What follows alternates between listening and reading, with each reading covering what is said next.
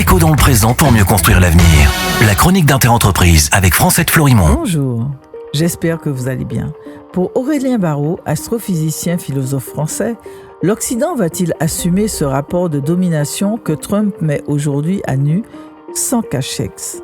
C'est une question centrale pour l'Europe, surtout que depuis quelque temps, le massacre s'accélère. Ce qui se passe dans le détroit d'Ormuz n'a pas d'autre origine.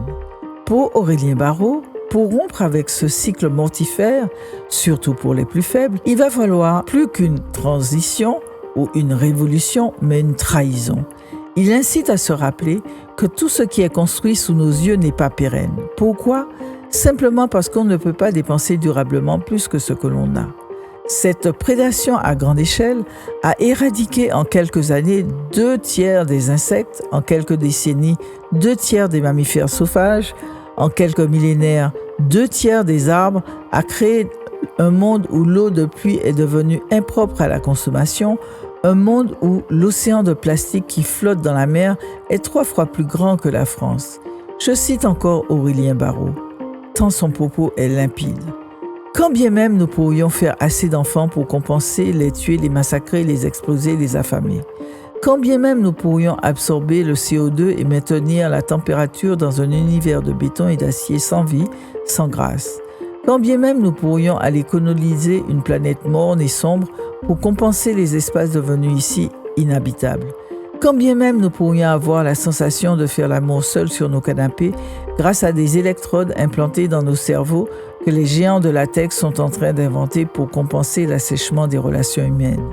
Quand bien même nous pourrions maintenir l'espérance de vie dans un réel où les parkings des supermarchés et les rivieras luxueuses vulgaires ont supplanté les forêts et les oliveraies, voudrons-nous vivre dans cette dystopie ?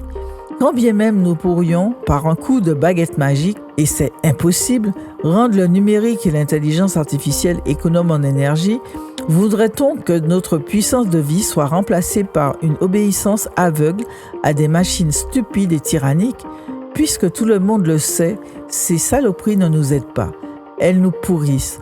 Pourquoi faisons-nous semblant de l'ignorer ? Ce n'est pas une évolution inévitable et mécanique, c'est un choix sociétal et civilisationnel qui nous revient.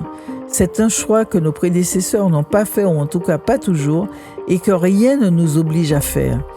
C'est même un choix que beaucoup de cultures différentes de la nôtre nous exhortent de ne pas faire, car nous les emportons avec nous dans cet apocalypse que rien ne nous oblige à chérir et à choyer. Nous n'avons aucune obligation morale de choisir le suicide ni le meurtre. Nous n'avons aucune obligation morale de choisir les écocides, les génocides, pas même les calocides. Fin de citation. Je laisse cela à votre réflexion. À demain, prenez soin de vous. Déco dans le présent pour mieux construire l'avenir. La chronique d'Interentreprise avec Francette Florimond.